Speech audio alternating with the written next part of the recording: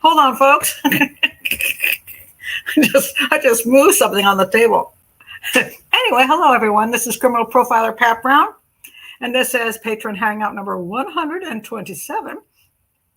And there's a little bit of a interesting sort of news coming out. I say sort of because it's questionable whether it's actually real news. I'm going to get to that in a minute, but first, I just want to welcome everybody who is in the chat room. This is the Patron.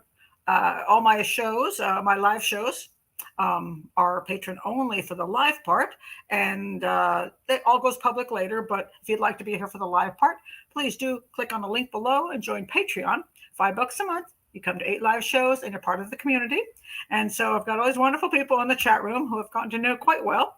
And I've said hello to most everyone. Sarah's here now, and Joanna's here, and Hope and Jazz is here. Allison, did I just say Allison? Allison is here. And I said hello to everybody else, maybe not Anne-Marie. I'm trying to catch up. We say hello before the show, but then new people come in. But anyway, welcome everybody. And if you don't want to join Patreon, that's fine. Please do like this video. Please do join, be a subscriber at YouTube, because subscribers help an educational channel survive. So please do become a subscriber. Check my playlist, please. I got a lot of playlists and a lot of cases that are in those playlists. Check those out for things you're interested in. Do go to the search engine on YouTube and put in Profiler Pat Brown in a case you're interested in, and see if I've already analyzed it. And I have different kinds of playlists, so you might find the other ones interesting as well. All right, enough of that. Okay. The breaking news of the day, which Benny let me in on, and another person also, well, a bunch of people said, "Hey, Pat, have you heard this?" And I'm always glad to hear from you about breaking news, something that showed up, because I don't always catch everything. And so this quite amused me. So I did, I've already done a video on this. Yeah, there I am, looking like, oh, I don't know what you want to call that expression. But on the left, you see Martin Brunt. He is the mouthpiece for the Mccanns, and he works for Sky News. And behind me, you see Christian Bruckner, who is the German suspect in the Madeleine McCann case. And over on the right, you see this guy called Ken Ralphs, who we have never heard of, but suddenly he appears out of nowhere. Out of nowhere. After how many years? I mean, it's been a long time since Madeleine McCann went missing. And he suddenly appears to have a story about Christian Bruckner, and how Christian Bruckner and a buddy of his their plan was to kidnap Madeleine McCann to sell to a rich German couple. So I will link that video below. I don't want to go into it here, but it's absolutely ludicrous. I mean, this is like so dumb. And so go check that out. Not during the show, but if you're coming to the show at any time and you haven't seen that video, click the link below. And it just boggles the mind, I tell you. Oh, and by the way, I always find comments very interesting on YouTube. And again, folks, stop telling me I do. Oh, Pat, don't take it personally. Oh, Pat, I'm not having a mental breakdown or emotional breakdown. I need therapy because of negative comments. But they're sometimes really kind of funny. And this one was, Pat Brown insulted Sky News for doing this journalism. And then she comes right out with a video. It's like, I'm not a journalist. A media outlet like Sky News should be producing a thing called journalism, not a bunch of stuff that's junk that has no factual basis for it, and no facts are actually presented. No evidence is presented. I'm a criminal profiler, and I'm doing a YouTube channel. I'm not a journalist. Never been a journalist. I am a criminal profiler, and I do analysis. So, no, I'm not a journalist, and I can say what I want. Anyway. Oh, I like that term. Pat's an educator. Okay. Thank you very much. All right. That's one interesting comment. And I want to point out another interesting comment. I just did a show on the I guess I'll link that one below too. Mass murderers. I do not do shows on mass murder, and I quit that a long time ago on regular media. And I told everyone. They kept calling me and saying, no. I said, I'm not doing it. I will not do the show if you're showing his face and using his name. I'm not going to get on the show and talk about this guy and give him all this glory and fame. And so someone, when I did it on this particular case, somebody said, but Pat, I thought you don't do these things. That's correct. I don't. But this was about the mother of the perpetrator getting nailed, getting actually convicted of aiding and abetting, giving him the gun that ended up killing students. So I did it for that reason. I also called the guy a piece of crap because I didn't want to use his name, and I got attacked for calling the guy a piece of crap. I'm like, I think it's accurate. And I wish more people in the media would stop making the guy sound like he's worth talking about. Maybe if more mass murderers thought that people viewed him as a piece of crap, they'd stop wanting to be out there in the media because they're only going to get called bad things. So anyway, let me show you this other one that came in. This person said, and I don't think she means badly, mind you. I'm not putting her down. She says, I may be in the minority. I hope so. But I feel bad for that piece of crap. He seems to be a sensitive. He's so sensitive. He shot down all his classmates and killed 4 of them. That's sensitivity. He seems to be a sensitive, intelligent kid who had severe mental issues. It's called psychopathy. That he tried to receive help for and was chastised. Now he supposedly, and I put the little quotes on there. He supposedly tried to get help from his parents, but I don't know if he was really trying to get help or he was just throwing stuff at his parents because his parents were pieces of crap too. So, he's like, hey, what about me? Pay attention to me. Because actually they weren't paying attention to him, except in really weird ways. So that apple was right next to the trees. 2 trees. Anyway, he at least admitted his guilt because he was on. Basically, everybody saw him shoot down all the. He shot down all his classmates. People admit guilt when there's no way to get out of admitting guilt. The same psychopath, if he had been able to escape, he would have said, I had nothing to do with it. He wouldn't have admitted anything because nobody caught him. He was caught. Instead of being shot dead, which would have been useful, he was caught. And therefore, of course, he had to admit guilt because it was obvious. So, okay, I did it. As if that's some kind of great thing. And remorse. He's a psychopath. Do you think he has any remorse? The remorse is he got caught. And now he's going to have to spend the rest of his life in prison. But with women like this probably very nice Susie, she'll probably write him in prison and people will feel sorry for him. And then what happens with a lot of psychopaths in prison, people feel sorry for them and they become famous and they get girlfriends and they get married and all that stuff, which is more than his poor excuse for a mother did. Well, that is true. His mother had no remorse. So she's correct about that. But I do find it interesting that she thinks that his mother, who shouldn't have handed her psychopathic son a gun, somehow the psychopathic kid who shoots down people in cold blood and kills 4 of them, she feels sorry for him. Okay.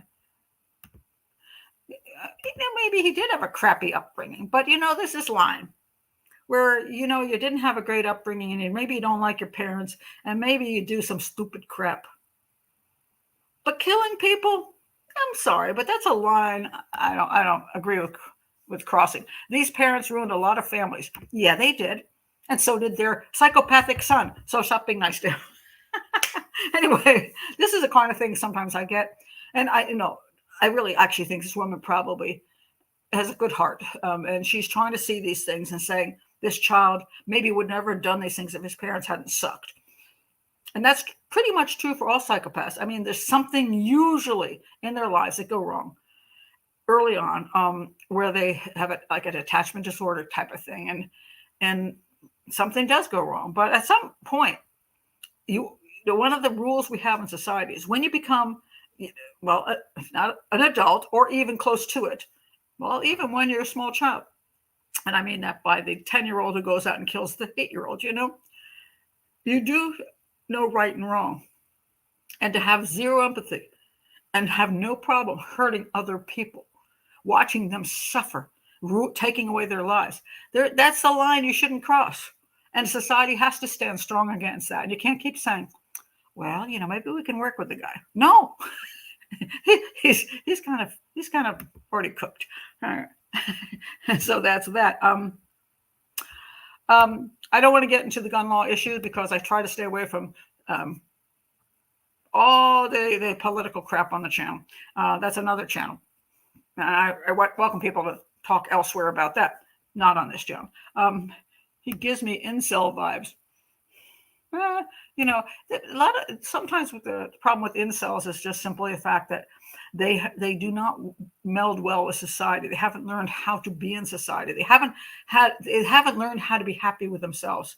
And a lot of that comes from not having a good family support, not having good whatever, and having way too much time in playing video games in your basement. It's not a healthy lifestyle, shall we say.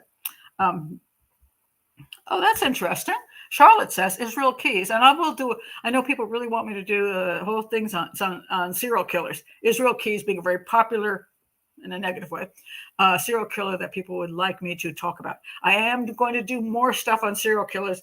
It just takes a lot of time for me to do a lot of research and to pick out things that are important. Because again, I'm not a storyteller. I don't really want to tell the story of Israel Keys. I could care less.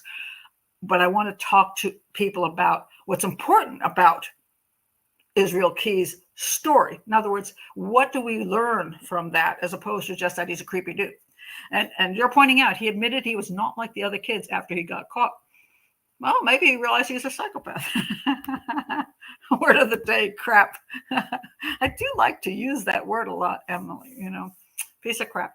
I mean, it's useful when I don't want to, give their name out and all that kind of stuff. Tina Brandon. All right, I'll go with that too. Okay, now, because of you, Sarah, and because of you, Michaela, I'm going to do the next story, which I had no intention of doing. I really had no intention of this. Wasn't even going to look at it. Oh, wait a minute. Wait. Before I go and do what you forced me into, I want to mention this. That's not it. Okay, here it is. Okay, there is, oh no, never mind. Sorry, I'm out of order. I am going to go on to the story we were talking about. All right, this story. So Michaela pops up in the pre-chat and says, so Pat, we're waiting for the latest on Nancy Ng. And apparently she and Sarah had this private joke that I was going to do, like every week, going to do something on Nancy Ng, which I do not. Just want to say, I'm not one of those channels that constantly brings out, the new piece of gossip. I do like to comment on things when there's something to comment on. And the Nancy Ng case, in case you don't know, let me say what it was. This is a California woman who went to a yoga retreat in Guatemala in a place called Lake Atitlan, and she went out with a bunch of people. She was going along with her kayaking thing. No, what was she on? I forgot what she was in. Anyway, she disappeared in the lake, and everybody. And for a long time now, her body hasn't been found. She clearly drowned, but her body hasn't been found, and so a lot of suspicion was thrown upon people in the yoga retreat and the last woman who saw her, as if the last woman who saw her had any reason to, hit her with a paddle and knock her out of the boat and kill her. And there's claims that nobody's cooperating and all kinds of stuff like that. Now, so far, I haven't seen any kind of evidence that anybody had done anything wrong to Nancy Ng. And so I only speak about it when people tell me, hey, Pat, did you see this on Nancy Ng? So now that you brought it up and forced me into this, yes, there's something to talk about with Nancy Ng. And the woman who last saw her, whose name is Christina Blazek, they went to the Be the Change yoga retreat at Lake Atitlan in Guatemala in October of 2023, and there they are together. I do not believe they knew each other before they went there. They're just a bunch of people that all went to this retreat. Guy has a very pretty place. And they do yoga, and then they do these little side trips around areas of Lake Atitlan in Guatemala and experience the culture and the things that tourists usually do. So anyway, there is something to talk about because you had to bring it up. But I found this article because I'm like, why do they want to know anything about Nancy Ng? And they were telling me, they were just teasing me. But now you started something. So here we go. So this is interesting. This comes from a site called Crime and Public Safety. After Monterey Park woman went missing in Guatemala, San Bernardino lawyer is facing death threats. Now, the presumed death of Nancy Ng, which she's presumed dead because she's somewhere in that lake, or people might think that she's not in the lake, that she was spirited away to the mountains outside and has been, I don't know what they think. But anyway, the presumed death of Nancy Ng during a yoga retreat has put a San Bernardino County lawyer in the crosshairs. Now listen to what this article says, which I do think is important. And it has nothing to do with whether there's any progress in the case. The case is she went into the water and they haven't found her. That's the entire case. For the family of Nancy Ng, the nightmare began on October 19th when the 29-year-old teacher's aide from Monterey Park, presumably, and you can say presumably because there's no proof she drowned. There is the witness that says she went into the water and did not come back up. That's probably why they say presumably drowned. She went out with the other people, did not come back. So there was a group of them that went out and they didn't come back from the lake. So it's not like she ran off. Okay. She didn't run away. She didn't get kidnapped by Guatemalans or something like that. So she went onto the lake. She didn't come back. She presumably drowned in Lake Atitlan in Guatemala on a yoga retreat. For San Bernardino County Deputy Public Defender, Kristen Blazek. Now, she's actually a public defender, Christine Blazek. All right. Believed to be the last person to see Ng alive, the nightmare began about a month later. That's when Ng's family and one of its representatives publicly disclosed Blazek's name and accused her of being silent and uncooperative in the search for Ng's body, as well as hindering a Guatemalan police investigation. The whiff of mystery about Ng's last moments alive and allegations that Blazek and the retreat organizer had refused to talk to Ng's family or authorities, as if the guy who runs their yoga retreat has any reason to keep silent about something that happened to somebody. Like, oh, it's going to ruin all my retreat, so let me lie about it. I mean, it's kind of nonsensical. Possibly rising to a level of a criminal investigation, triggered sometimes wild speculation from TikTok sleuths and YouTubers, as well as widespread media coverage. And this is absolutely true. I've spoken about this before. This is one of these cases, because she's missing and not been found, that these YouTube sleuths, and not you guys, because when I do shows, it's not about trying to figure it out for the next 50 videos. Okay. It's just, I'm analyzing things and saying, this is how you would think this through if you were a profiler or a detective. End of discussion in general. But there are YouTubers out there and TikTok people out there who do nothing but daily pieces of, should I use the word crap? Okay. So anyway, in turn, that prompted an onslaught of online hate mongering, harassment, cyber stalking, and death threats against Blazek from as far away as Europe, according to Blazek's attorney, G. Christopher Gardner. A killer you are. You're a killer, one anonymous caller said in a message left on her personal cell phone. Another caller left a more ominous voice message on Blazek's cell phone the following day. Hi, Christina. Where's Nancy? Huh? Stop hiding the truth. Tell us now. We're going to come for you. This is what is happening. This is despicable. And anybody who has a YouTube channel who encourages this crap, you're despicable too. I don't care. You have the right to speak. Okay, you do. But when you constantly point at people and say they're guilty of things that you don't know that they're guilty of, stop doing that. There have been hundreds of them. Not only are the allegations of Blazek untrue, Gardner said, they're potentially slanderous and libelous. As a result, she's being traumatized all over again. I mean, if she was next to Nancy Ng when she saw her go into the water or looked around and saw she was missing, She's already traumatized. Supposedly when she came back to shore, she was freaked out. And now she's being called a killer. I'm appalled at how irresponsible they were by letting her name out on purpose. What happens is if something were to happen to Christine, are they responsible for that? Everyone knows where they can find her, and it's 100% their fault. Now, what about the statements? Supposedly, one of the claims is that Christine was totally uncooperative with the Guatemalan police, the family, everybody. She's hiding the truth. Not only did Blazek give a statement to police at a Guatemalan police station following Ng's reported drowning, Gardner said, but she also reached out to the FBI and gave a detailed statement to 2 agents at his office in downtown San Bernardino on November 7th, about a week prior to the public release of Blazek's name and the name of the retreat organizer, Eduardo Eddie Ramada. The entire purpose for her coming forward to the FBI and giving a statement voluntarily was to assist with the investigation and make certain that investigators had all the information that Ms. Blazek had to give. So when she was subsequently accused of withholding information a week later, it simply was not true, and it created a firestorm of unfair online criticism and harassment of Ms. Blazek. The FBI maintains it's not aware of any evidence of foul play, that witnesses have been cooperative with authorities, and that the agency is offering resources to the Guatemalan authorities to help in the search. Agency spokesman Laura Miller said in an email Friday that the Ng family has been advised that the State Department is their current point of contact.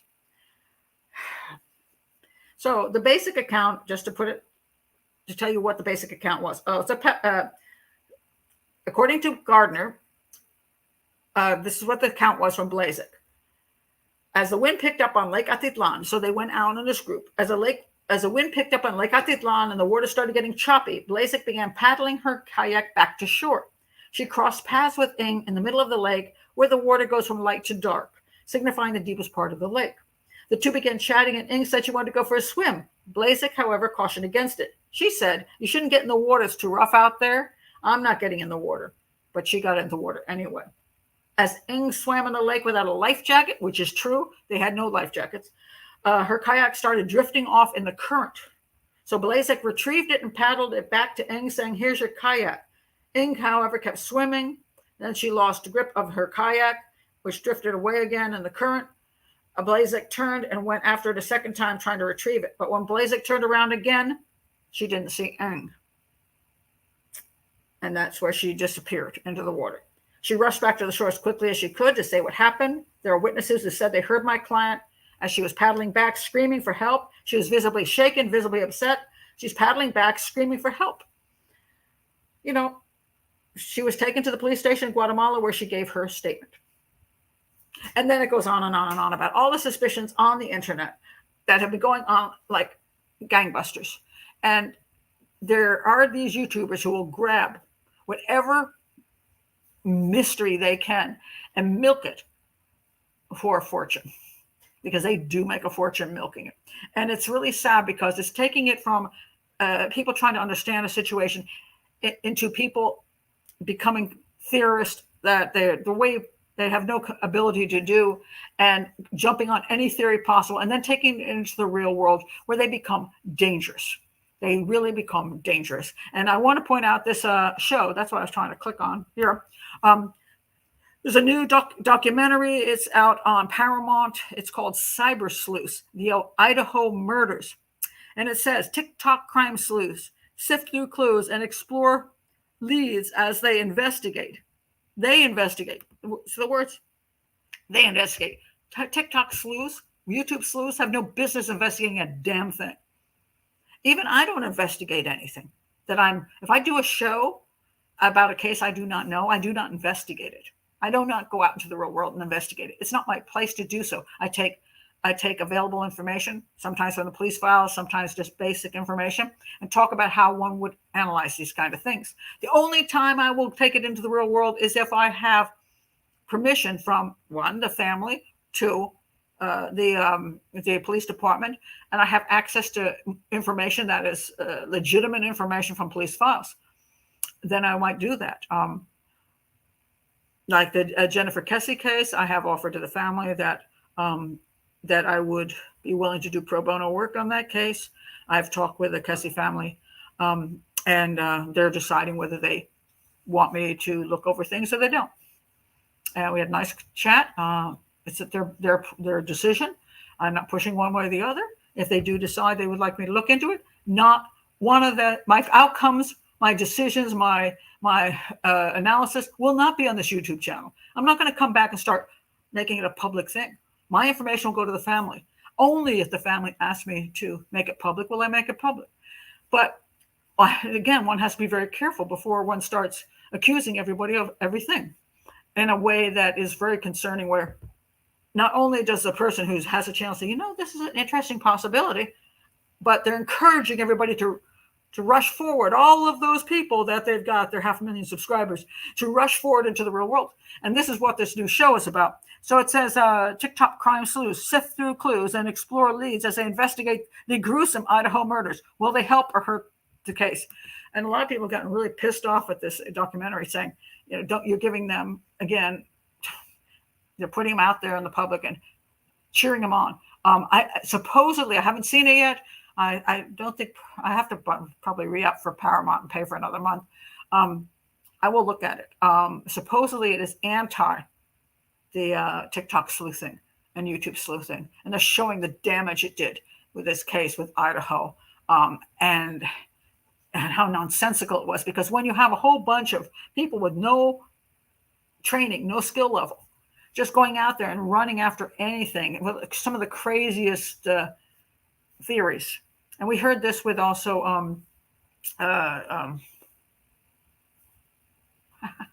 I'm forgetting that. Okay, somebody give me the name of the case with the two girls. I'm just blanking here. Case with the two girls. Somebody help me out here. I'm just drawing a blank. Oh, thank you, Delphi. Okay, so you got Delphi and you got Idaho. With the Delphi case, there were so many. They were after that creepy dude in his basement, who was he's a little incel dude doing porn stuff in the basement and contacting girls. He was creepy, but he's also not guilty. And they went after him and his father and all kinds of nonsense, because they weren't. Early on, I said, I don't see any connection between this guy and the case.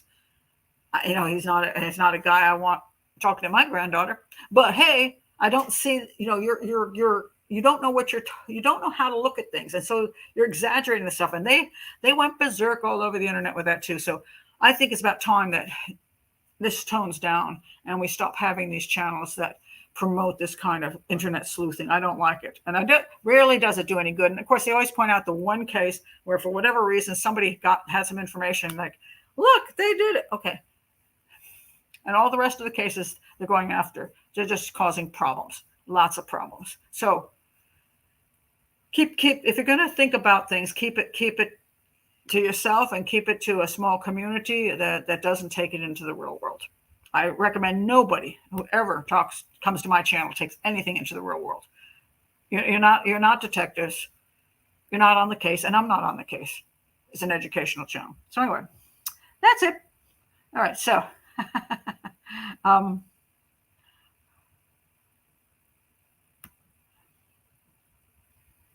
so I got all these things. Abby, Libby, Delphi. Yeah, thank you guys. I those moments where just can't remember all the names of all the cases. All right, so yeah, we got to stop that stuff. Now, what else do people ask me to talk about today? Well, this case has come up. This is just kind of interesting what the family has to say. These are the Kansas City Chief fans, which, by the way, they're going to be playing on Sunday at the Super Bowl. So I'm going to do my show on Saturday because I am a Kansas City Chief fan. I'm not going to be doing anything that gets me dead in the lawn, but I'm going to do the show on Saturday. I actually do not know what the show is because this has been a really busy week and I'm behind. I'm really behind. And so tomorrow I'll figure out what the case is. I'm going to pick something that doesn't require you to do a lot of homework on. So I'll do it on Saturday afternoon at some point, maybe 3, maybe 4, maybe 5. I'll let you know tomorrow. And then Sunday is just, Super Bowl day. So, but what about the Kansas City guys? So these guys, 3 of them ended up dead in the backyard after they went to a Kansas City chief party at their friend's house. So there have been some tests have been done. They found drugs in the men's systems. Now, they say men's systems, and this is where you have to stop right here and be careful. I don't think we have the final report. There's 4 guys involved, 3 dead guys. Well, actually, it's 5 guys. There's 3 dead guys. You have the homeowner who was sleeping on the couch for 2 days and didn't notice his friends were dead in the yard. And we have the guy who left and didn't die. So we got 5 guys. Now, the question is what the toxicology results will show with each one of these people. This is very important because it depends. Maybe all the people didn't do the same things, but 3 of them did end up dead. So that's kind of unusual, shall we say. Reports of THC, which is not a biggie, but basically somebody smoking some weed, but you got to be careful of weed these days because you never know what people put in the weed. Okay. Reports of THC, cocaine, and lethal levels of fentanyl. Now, I think almost everybody who is guessing what might have happened to these 3 men, they go to this football party, having a good time, maybe having a couple beers, watching the thing, and 3 of them go out in the backyard and die. They're not shot, they're not stabbed. One's sitting in a chair, 2 are lying on the ground. Only thing I could think of was fentanyl. What would kill 3 guys just like that? All right. So they did find fentanyl in the system of 3 Kansas City Chiefs fans found frozen and dead in their friend's backyard. This has not brought closure to the families, who are still pushing for a thorough investigation into their deaths. They believe their loved ones were murdered. All right. The preliminary findings, and this is an important point, preliminary findings in the post-mortem examinations of Ricky Johnson, 38, Clayton McGinney, 36, and David Harrington, 37, all found dead on the evening of January 9th in Jordan Willis's backyard, 2 days after attending an NFL watch party. So they laid in the backyard for that long, and the guy inside who had the party apparently was sleeping a lot.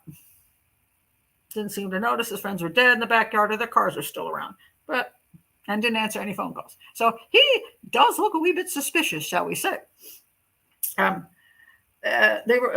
Fox 4 Kansas City reported several substances, including cocaine and fentanyl, were found in the men's system. Again, I'd like to know which one. All of the men's systems. That's what I want to know. And is it the same level? What do we have here? But the presence of the substances did not alleviate Harrington's family members of their suspicions regarding his death. That's one of the guys, Harrington, David Harrington. What matters is that he didn't take that to die. His stepmother, Teresa, told News Nation. He didn't take that to die. If he took the drugs on his own, he took them to get high. Well, I hate to say this. Well, I do not hate to say this because I want to say this. Stop taking drugs. Stop taking drugs. You don't know what's in the dang things. Fentanyl is a major issue. You're in your 30s, for God's sakes. You're not a 16-year-old dummy. You're in your 30s. You have families. Stop taking drugs. The risk level is ridiculous. Go have a beer with your friends. I'm pretty sure fentanyl is not in the beer that you just had to pull the tab off of. I'm pretty sure. But no, I don't know what the heck you put in your system that you took a chance on. You had no idea it was mixed in. What did your friend, the one who gave the party, we don't know this yet. Did he provide it? Now, some of the family thinks that he actually purposely killed his friends. Or did he just get contaminated crap and give his friends? Why isn't he dead? Did somebody bring the contaminated crap, and the guy who was sleeping only did something different and didn't take the contaminated crap? We don't know. Then she said, David wasn't a drug addict, suggesting that he may have taken the drugs under peer pressure. If you're in your 30s, I'm sorry, peer pressure? Oh, I would never touch drugs in my life, but since I'm at this party and my friends are here, I guess I just have to do cocaine. I want to show you how sometimes people can't accept the reality of sometimes their loved ones, quite frankly, don't make good choices. And they do drugs. They do way more drugs than they think they do. So then it says here, Harrington's father, John Harrington, said the men likely got the drugs there. Okay, well, how they all died there. I don't know who brought the drugs, gave the drugs, took the drugs. I don't know any of that. Somebody gave them something that would kill them. So now he's insinuating that the guy who gave the party purposely killed his friends. Then he said he felt that, yes, Jordan Willis, the homeowner, played a part in this somehow. Now, mind you, that guy was a scientist, had a good job. So, but he could be a psychopath. We don't know. We have no clue. But this is not a drug house, though. So these are people hanging out together. And then he says something doesn't add up. Well, that's true. And let's see if anything else is worthwhile reading here. Again, they're saying the idea was to get high, not dead. Stop trying to get high. And if you're going to get high, do something that's relatively safe. Anything that you cannot determine where it came from or whose hands it went through, who had control over it, that's not a safe thing. I mean, people talk about women and not being roofied. They say, don't leave I have a glass here. Don't leave this on the bar. Go dance and come back because somebody might roofie you. They tell women not to do this. But hey, just take that line of cocaine, snort that crap up, take that thing, something you lick and eat that. Take a gummy. You don't know what in the hell is a gummy. Smoke some weed that you don't know where that crap came from. They don't even warn people about that hardly ever, but they just talk about women getting roofied because I left a glass on the counter. First of all, don't hang out with people that you shouldn't hang out with. Don't hang out with people who do drugs. Stay with safe people. Stay with good people. Stay with people who aren't into that crap. You don't end up dead. And if you don't do the shit, you don't end up dead. Unless the person was drinking a beer and left his beer mug there, and somebody came along and put fentanyl in each one, in which case you'd have fentanyl in your system, but you didn't intend to take any drugs. You were just having a beer. Personally, I don't think that's what happened, but they'd have to, I hope the police are looking into things properly, but it's still taking another, I guess, 12 weeks for the final information to come out. But I just find it interesting that, which one is Jordan? Hold on a second. I got to check this out. Who the heck is Jordan? Oh, now they're saying that Jordan Willis, that's the homeowner, has checked himself into a rehab facility after his 3 friends are found dead. Supposedly he's got addiction problems. So let's see. Your friend has addiction problems. You go to his house and he gives you drugs that he's addicted. Come on, guys. You're in your 30s. Grow up. Well, now you can't grow up. You're dead. The concept of so much misbehavior is so sad to me because these people have families, and just really sad. Anyway, 38 is not 18. Exactly. Because, when you're really young, I spent a lot of time with my granddaughter trying to tell her how not to be stupid. When you get to be a teenager, don't do this. Don't do this. Because I'm so worried that, when you're in that time when your hormones are out of whack and you're so excited about everything. It's like, oh, I want to do that. I'll try that. I'm trying to get her to not be stupid. I don't know if she'll remember anything. You know what I mean? Perhaps not. Fentanyl is in all street drugs. Thank you, Hope and Jazz, for saying this. Even pressed pills. That is so important. Thank you for saying that. Just because something can't be mixed in doesn't mean it's actually not already mixed in. That's a very important point. Jill says, I think speedball is heroin and cocaine. Fentanyl is synthetic heroin. It could be that. There's so much out there now. It's insane. It's scary. Again, don't take drugs. I say this over and over again because I'm amazed at how many people get into using drugs. People are so anti-alcohol these days. I'm not saying that's good either, but I just find it funny. Oh, people are don't drink. It's so terrible. Just go out there and take fentanyl instead. Maybe just a little bit of wine would be a much better idea. Oh, it's so sad. It's so sad. It's the stuff coming into this country now is very, very frightening. Um, and we're losing a lot of people. And I lost one of the person the closest that I know who died of fentanyl was one. He was the guy who used to fix my computers. He was brilliant, but he was also clearly addicted to drugs. And he did most of his work remotely because he sat in a room with like 8 different computers. He was brilliant, but not a happy guy, very overweight, very unhealthy, and he obviously had drug issues. And he was found one day with a needle in his arm because he didn't answer his phone. And they came in and found him just sitting still at the computer with a needle in his arm. So, and he was a nice fellow. I know my kids tried to help him out and tried to encourage him. Didn't go well. And what a waste. He was only early 30s and brilliant. And now I have nobody to fix my computer. So I'm very selfish in that. But I'm like, I miss that guy. But I also just feel terrible that he died for stupidity like that. It just bugs the hell out of me. Anyway, all right, that's one of my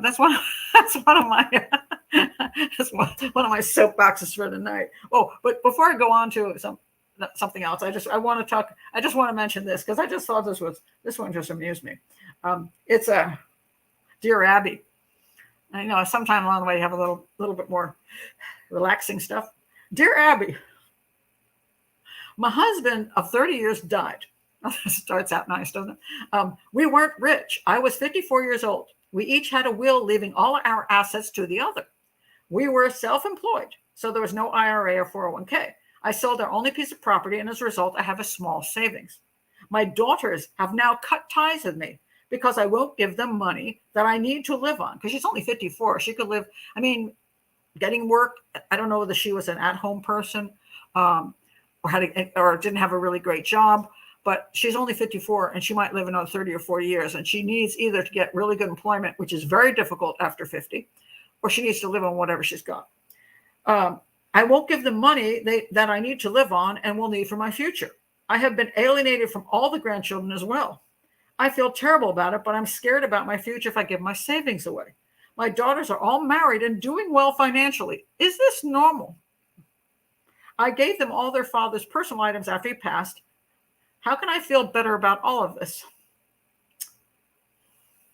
And Dear Abby, who I most of the time think has terrible advice. Let me see what she says first, and I'll give you some thoughts. Dear Lost Them, please accept my sympathy. Emotional blackmail is not normal. That is true. Neither is holding the grandkids for ransom, which I agree with her there, which is what your daughters are doing. I hope you realize they will continue to do this as long as they perceive you have a penny. And that's also true. So 3 out of 3, Abby, you're doing good today. I predict you will start feeling better about all of this as soon as you are able to step back and fill your life with caring friends who can fill to some extent the void your daughters are leaving in your life.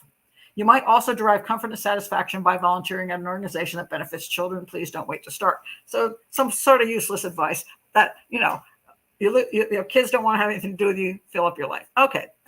It's kind of what everybody says.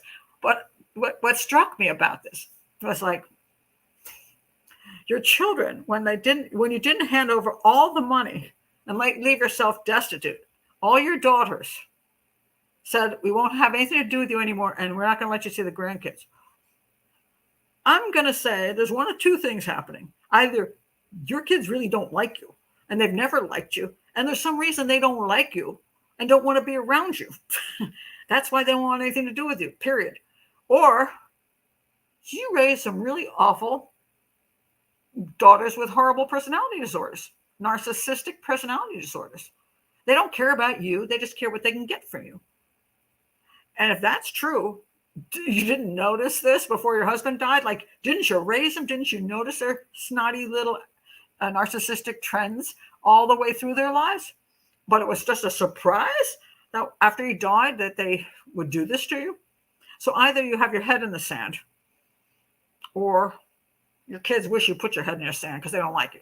One of the 2. And I just find it interesting. Abby does not address either one of these issues. Somebody has a personality disorder. It's either the kids or the mommy, or maybe all of them. But this is not normal behavior. It's not normal behavior. If your kids disown you the minute they don't get something from you, there's something going on there. Usually then they probably raise pretty crappy kids. But then again, why did you? So looking deeper into this, which Abby didn't do, she's just basically saying, okay, cut your losses and go live a life. Well, I'm okay with that in that sense. In other words, if you don't want to admit it, but your kids are crap, the crap word returns. Yeah, go have the best life you can. And if they want to come back, leave the door open. If they want to come back, welcome them back, but don't just give them money to make them come back. And will you miss your grandchildren? Well, I guess, but how involved were you till that point? Because normally, if you're involved in your grandkid's life, your children really appreciate that. Like, I'm very involved with my granddaughter's life, and I would think that, hopefully, that they would consider what damage it would do to my granddaughter to have her grandmother snatched away. Suddenly she doesn't see her grandmother ever again. What kind of people do that? Unless the grandmother's a problem.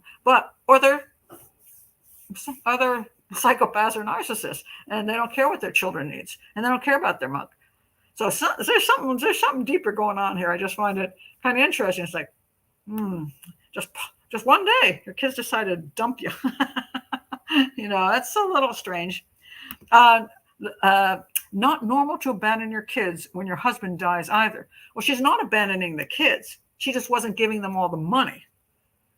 That's not what she was doing. Well, according to whoever wrote this in. Essentially, what she's saying is that I need a certain amount of money to survive.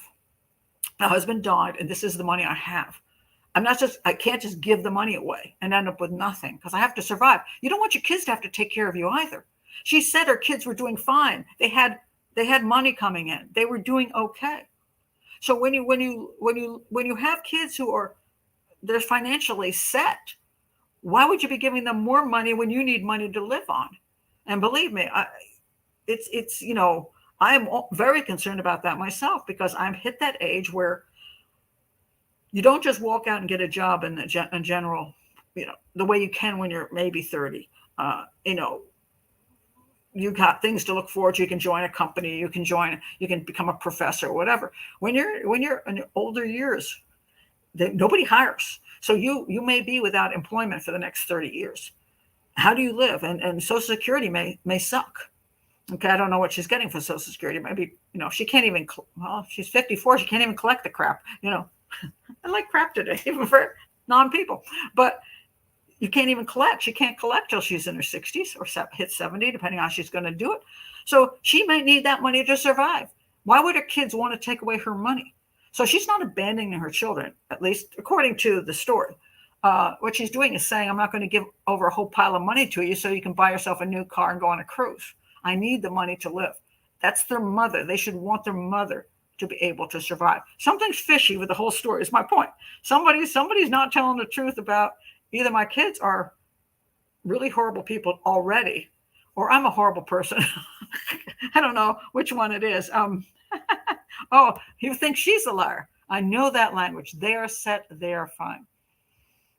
Interesting thinking this. Oh, what story is this? That's a Dear Abby. I'm just pointing out that kind of like the elephant in the room. Something's wrong with somebody in that picture that this happened. Because if you have good relationships up until that point, neither your children don't just toss you to the wolves and say, hey, you don't give us money, we're booting you out. We're never going to, not just one kid, but more than one kid. We're not going to let you see the grandkids anymore. So that's a fishy story. It's a fishy story. Say it's either that there's something wrong with that woman or she raised some horrible children. It's one of those two. So, let's see. Then they leave you out of the will when you're in a fixed income. Well, that's, like I said, the whole issue of who deserves what from somebody else and what each person perceives the other person as needing and what that person perceives the other person as needing. And from outside, we often cannot see what the issues are as far as aging people and people who also maybe have disabilities. That could just be quite a mess.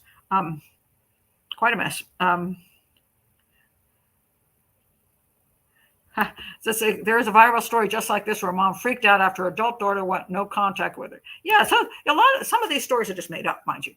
Especially there's some stories that are put out on like the Sun, they're just the worst fake stories ever. But I just thought that one was interesting because I find interesting when people seem to have no clue about a dynamic. Now, speaking of that, now this one I saw, because this is another dynamic like this. This is a fellow. Where is he? Hold on. Is that him? Not him. I'm going to do that later. This kid. All right, this guy.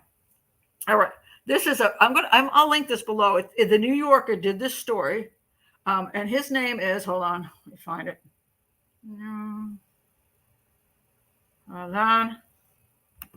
Hold on, got to find it. Oh, here we go.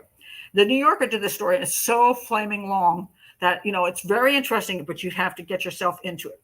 Essentially, this kid is. Let's see. Okay, let me. It's so long, I have to scroll forever just to even get to the beginning of the story. But I want to point out a couple things in it. His name is Zack Brettler. That's his name, Zack Brettler.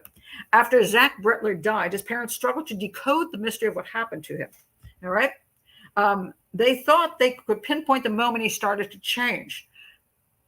3 years earlier, when at 16. Now, when he started to change, they're saying Zack was great up until he was 16, and then he went to this boarding school in North London, Mill Hill School.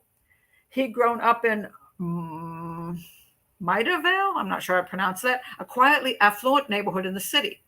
His father, Matthew, is a director at a small financial services firm, and his mother is a freelance journalist. As a child, he was bright and quirky, with curly red hair and a voice that was husky and surprisingly deep. He was an excellent mimic and often entertained his parents and brothers by putting on accents. So anyway, his brother Joe, who's older, 2 years older, goes to the University College School, an elite day school in Hampstead. So these people had some money, all right? But when Zack took the University College entrance exam, he struggled with the math portions and wasn't admitted. He was clearly intelligent and creative, but he was less of a student than Joe, and after unsuccessfully applying to 2 other schools, he enrolled at Mill Hill, a day student at the age of 13, which is where they start saying when he was 16, things went wrong.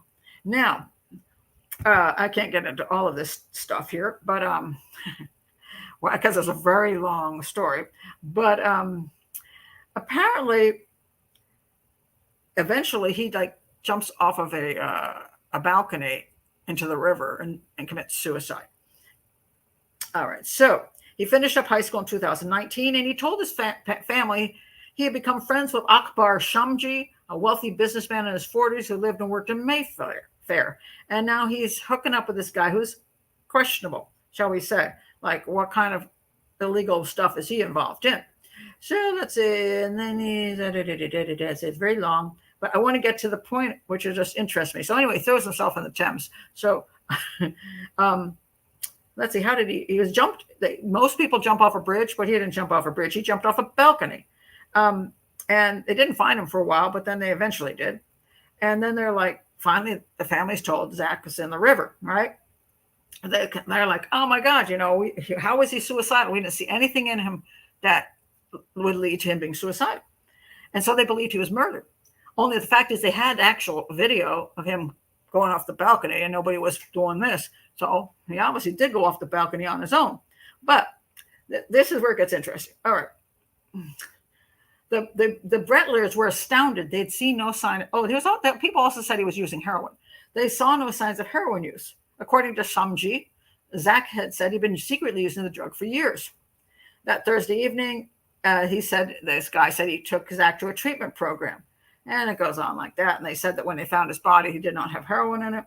And so they're getting into all these characters he's hanging around, and they're like Russian mafia, and they're oligarchs, sons of oligarchs, and all these people with tons of money, but from sort of illegal ways. Anyway, then they said this. This is where I found it. It gets more and more interesting. He said, in the 4 years since Zack's death, the family has had to confront the extent to which the boy that they thought they knew had been living a double existence. Zack had always possessed a Walter Mitty quality. He'd burnish his achievements, boasting to friends about his athletic prowess and his business prospects, or play up his supposed connections to prominent people. But none of the Brettlers had ever imagined Zac might be moving about London, pretending to be someone else altogether. He'd used a different name. So they called this a Walter Mitty thing, which is a fun story, which doesn't get deep into psychology. But then later on, somebody said, well, maybe, I'll get to that in a minute. So what else does he say? So this is where it gets interesting. Shamji was right about Zac being a fabulist, but they were adamant that they didn't believe he would kill himself. Though, yes, people all knew he was a fabulist, except his parents didn't seem to have a clue. But is that true? And this is where you start saying, how much are we hearing when people say nobody had a clue? When schools say they didn't know that the child was dangerous. The family said we had no idea. How often is this true? So anyway, this kid was apparently, let's see. Let me try to find the thing about him, more about the kid. Hold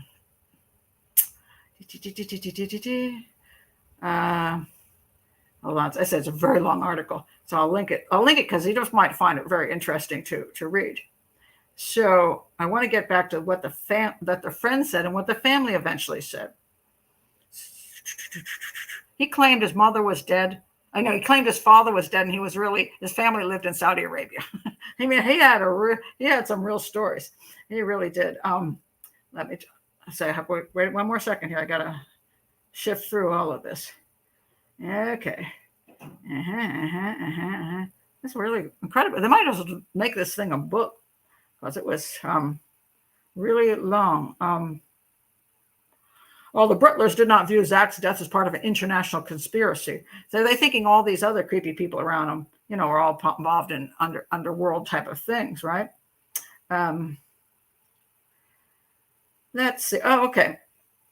To a degree that his parents didn't fully appreciate.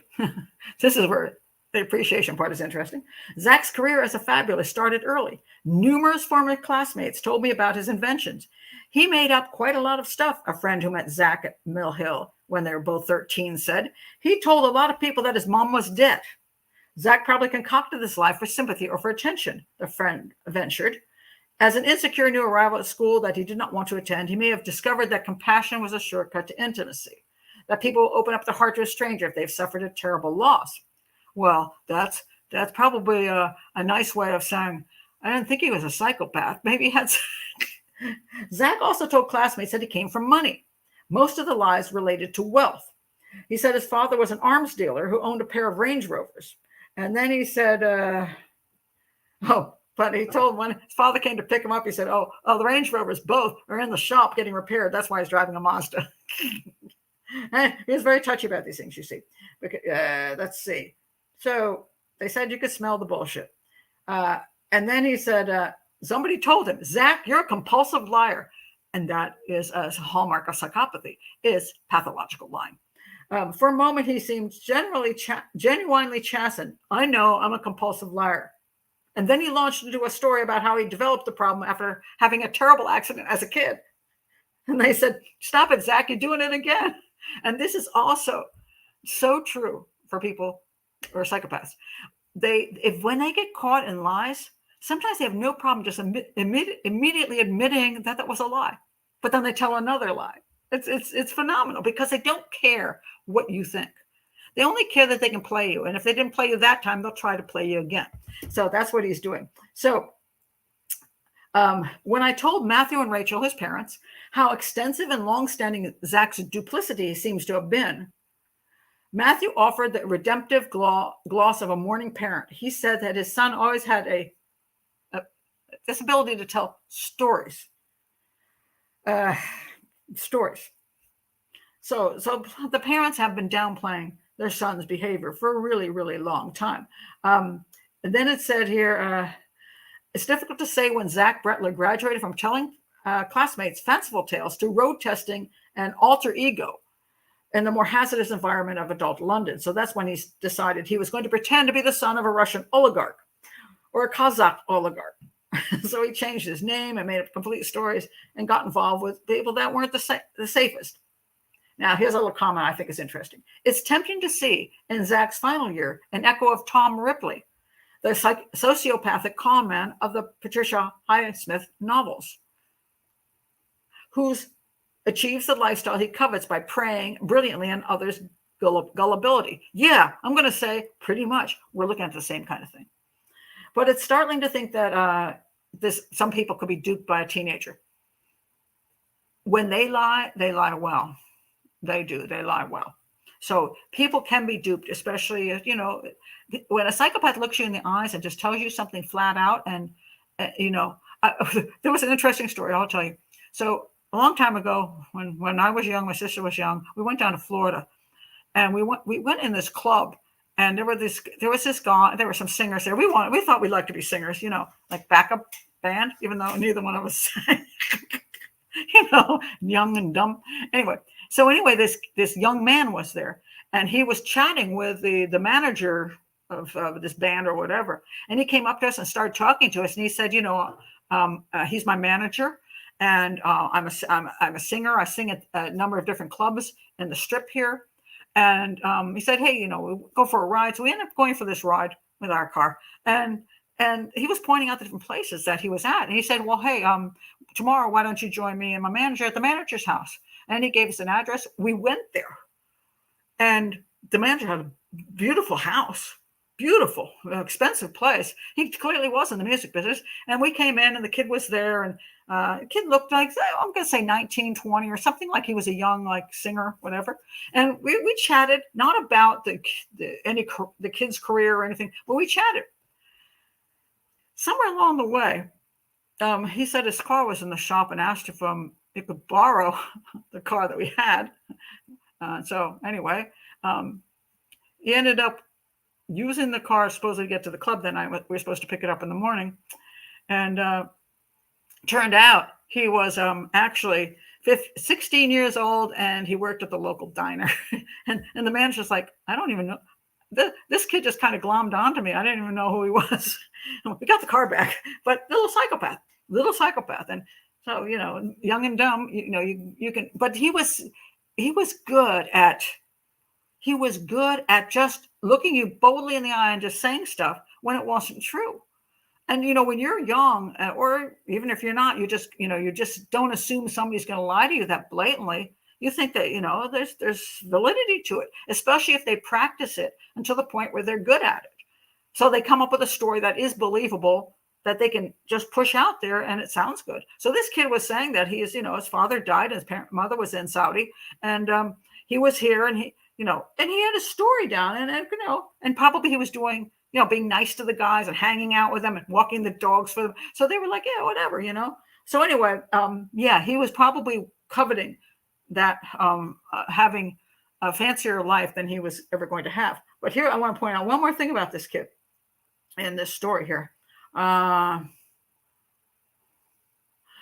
Because this is where you say, where are the parents noticing that something is kind of off with their kid, right?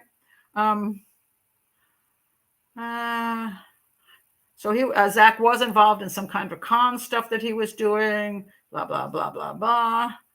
He spoke with a mild but distinct Russian accent. He must have worked on that one. He was good with accents. You see, why would you suspect he's not a Russian oligarch's kid if his accent is accurate? Because if he's a good imitator, he can do that.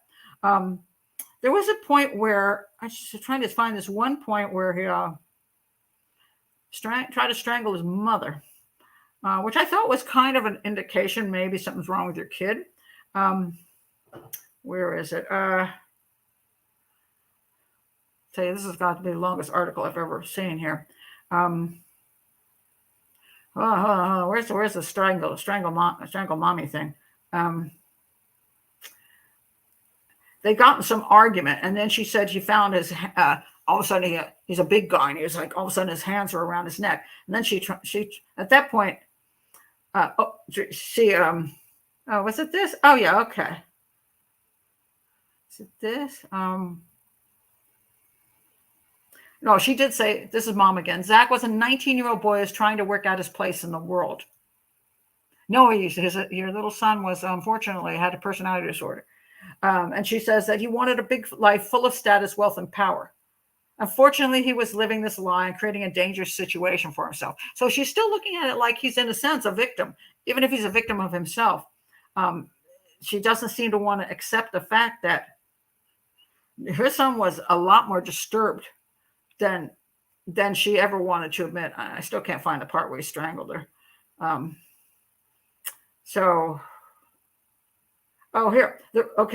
Here we go. Another statement came from a psychiatrist who evaluated Zac in 2018. The doctor said something that surprised me. Rachel and Matthew had told me that Zac had become obstreperous and even menacing toward them. But Howell suggested several incidents of physical aggression. One involved Zac losing his self-control in an argument and throttling his mom. This revelation made me wonder, not for the first time, how clearly the Brettlers had perceived the severity of their child's situation. Were they inattentive? Joe Brettler told me that his relationship with his brother had been competitive and sometimes testy, but like his parents, he regarded Zac as a casual bullshitter rather than as a pathological charlatan. This is where you call denial. This is the denial thing where you have a child who, for years and years and years, is doing unacceptable things. Pathological lying is not normal. Lack of empathy is not normal. Strangling mom is not normal. And then you're like, I don't know how these bad things could have happened to him. Because your son is severely disturbed. Then that's the fact that you still don't even want to own up to.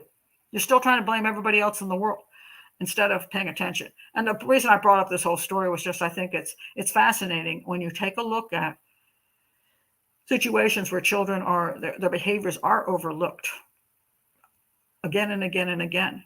And then, and the schools overlook behaviors, families overlook behaviors. And it just amazes me because how much do you have to, how blatant does it have to be in your face before you say something's not right? When we minimize behaviors, thinking it's not that bad, he's just going through a stage. He's just being a boy. He's just all the things people would say. I'm sorry. There's that line. I keep talking about the line. There's that line that when people start crossing that line, you got something serious. It's like domestic abuse. It's one thing if your husband tells you he doesn't like your dress. Your dress is ugly. It's another thing when he smashes your face in with a frying pan. There's a line. One is, this one's not okay. It's not okay. And so we have a lot of minimizing, and I think people need to stop minimizing. So I just thought it was fascinating. It's extremely long, and just the stuff, the machinations the family goes through to try to claim that their son wasn't that messed up is just amazing. Absolutely amazing. We'll let you do that, Michaela, because so far I haven't seen you cross the line yet. Oh my gosh, I haven't seen that. Strangling is a warning sign. You have little time to live till he goes too far. Yes.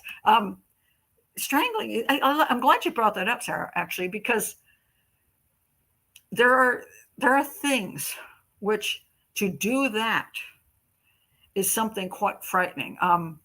To look at a person, no matter how mad you are at them, to actually put your hands around their neck and squeeze, that's a person you don't ever want to be around ever again. So and again, you cannot minimize that. That is so abnormal, so beyond the pale. It's just, no, that's not okay. You can't accept that. That's craziness, absolute craziness. I'm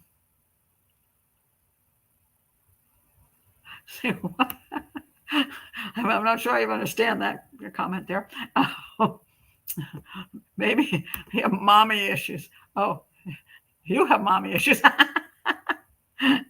Sometimes I don't know the conversation going on in the chat room. So there's some interesting things that go on there.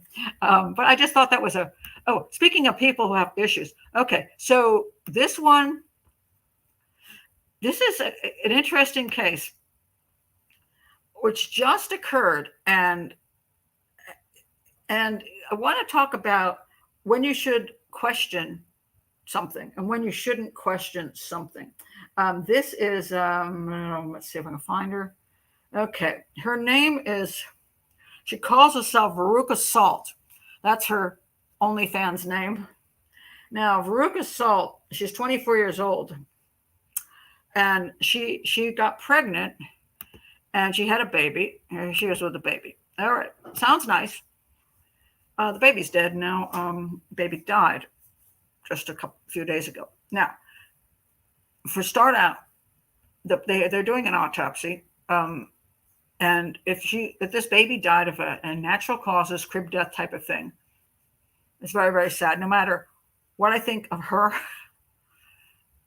the loss of a baby is a difficult thing, and the baby didn't deserve to live. The baby dies. It's very, very sad. So let me just state that up front. The baby died of natural causes. I feel very sad, even for her, who I do not like. And I'll explain why I do not like her and why I do think that when you talk about Munchausen syndrome by proxy issues, when doctors encounter situations where a baby has died in the care of a mother, the problem is to try to determine whether, because it's very hard to determine if the child, a lot of times with the crib death type of thing, SIDS, it's hard to determine how the child died, whether it was smothered or just died of natural causes, whatever. It's very difficult. And a lot of times, nobody wants to say, oh my God, I think that parent killed their child. Nobody wants to think that. And of course, you feel bad because the parent just lost their child. So people are very hesitant to be suspicious. But in reality, to some extent, medical people have to be a little suspicious, especially if there's concerning behaviors in the past. Now, let me tell you why, if I were a doctor and knew of her behaviors in the past, I would be at least a little suspicious. Again, she lost her baby for natural causes.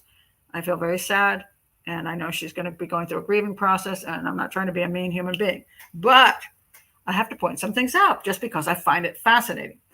Controversial, OnlyFans stars Veruca Salt continues to make adult content while pregnant.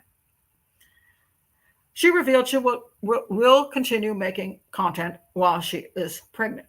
The Gold Coast influencer, born in New Zealand as Kimberly Summer Hartley, shared the announcement on her Instagram. And she does love public attention. Are you still doing OF, OnlyFans, now that you're pregnant, a fan asked, to which Salt24 replied, yes, just because I'm pregnant doesn't mean I'm ugly. Whoa. Okay, being pregnant doesn't make you ugly. Maybe there's some other issues, but maybe excessive weight, and all those tattoos. But maybe you like, I'm not trying to fat shame. I'm not trying to tattoo shame, because people like these things. And if you like it and other people like it, fully for you. But she's saying pregnancy doesn't make you ugly. Well, no, I think pregnancy makes many people are very beautiful when they're pregnant. Very beautiful. I mean, that's why a lot of people like to show pictures of their tummies and their boobs. I don't mean the pictures of the bare boobs, but just that they're getting bigger, they're getting, as they're getting ready for the baby to be born. They have the big tummy, and they're beautiful, beautiful pregnant ladies. All right. So she says, just because I'm pregnant doesn't mean I'm ugly. So the reason you're going to continue OnlyFans even though you're pregnant is because you're still pretty, even though you have a baby in there. Okay. Expecting her first child, Salt has previously claimed she makes upwards of $15,000 a month on an adult site, in which she claims she is in the top 0.1% of all creators. She grew a following after sparking a national manhunt in 2019. This is where it gets interesting. Disappearing from a Gold Coast wedding, her friends started to become increasingly panicked when they didn't hear from her for over a week. She just vanished out of the wedding. She had left behind, by the way, her phone, her wallet, everything. So it looked like she'd been kidnapped or something happened to her. So everybody's panicked. So she's doing a hoax. She's a hoaxer. She did it on purpose. All right. Police eventually located the then 20-year-old at Desiree's Desire's brothel in Wollongong, south of Sydney. A year later, she spoke with Daily Mail Australia, sharing the type of content she produces for her OnlyFans subscribers. So we have a girl who's been involved in prostitution, and now she does a hoax where she disappears and pretends that something happened to her, freaks out all her friends, and gets police to have to go after her. So we're seeing signs here of psychopathy. What does she do on OnlyFans? I take full nudes and photos of my butthole and stuff. I guess it's pretty gross. I usually do full porn in there. If I was about to have sex with someone, I'd ask if they were okay with me filming it for my OnlyFans, and they'd say yes. Salt said she started sex work because of limited job prospects, but admits she felt insecure about her body until covering it with tattoos. I guess tattoos made her feel whatever. My sense of self before tattoos was honestly disgusting. I was literally 5'6" and 60 kilograms, and I thought I was so fat. I look back at my pictures now, and it's like, who let me think that way about myself? So many people, including my family, would comment on my body, and that stuff just sticks with you, I guess. So sex work taught me, well, sex work. And no matter who you are, what you look like, skinny, fat, Caucasian, a person of color, cis, trans, anything, there will always be a large group of people who find you beautiful, even if you don't. No, they're not finding you beautiful. They're finding you a freak. And they like freaky stuff. That's what they're finding. So anyway, she goes on through her pregnancy, having sex, doing OnlyFans and having sex with strangers and video. I'm going to say, when you're going to have a baby, that's a pretty cruel thing to do to your baby. At some point they go, Ma, was I in there while you were, that guy was hitting you, you know what I mean? You have a video of me with some creepy dude. I'm in your stomach, but your stomach's like this, so I'm in there and some guy is nailing you. I'm going to say, this is the sick, she has a, this is quite sick thinking. This is sick. So anyway, she didn't want to lose the money, I guess, and she didn't have a problem with the baby being inside while she was doing pornography. So she exhibits a lack of, she exhibits quite a few traits of a personality disorder. So now she had the baby. So then the baby was born. And then the question is, so she says here, let's see. Where's the other thing on this? Was it this one?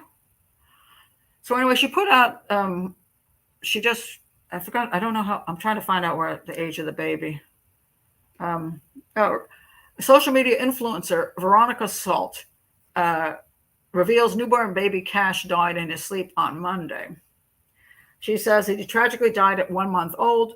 The 25-year-old shared the heartbreaking news. She said her son had died in his sleep on Monday morning. With a heavy heart, I'm writing, my baby died in his sleep. I don't know what happened. He's having an autopsy, but unlikely I'll ever have an answer. Queensland police confirmed they were called to Southport. The young social media personality gave birth to Cash on December 19th. So the question comes down to, they say initial investigation said that the baby's death is not suspicious. Whatever the initial investigations were. It's still under investigation. We're waiting autopsy results. It's obviously a tragic situation. Our hearts go out to the mother and family. That's fine. But I will say this. The problem we have with some people who do exhibit Munchausen syndrome by proxy is that they get pregnant, they milk the pregnancy for people like, praising them and all that, have the baby, but then the baby becomes work. The baby gets in the way of what you want to do. And now the thrill is gone. And now the baby's dead and everybody is feeling sorry for you. Now, she says this, I love my job. I love being able to do what I want when I want and having as much freedom as anyone could ask for. Well, having a child takes away that freedom. Now, again, I'm not saying she did anything to the kid, but I'm saying if you're looking at things and you're looking at what kind of personality would commit something like that, you've got a person who has already done a whole bunch of shady stuff and has very concerning behaviors.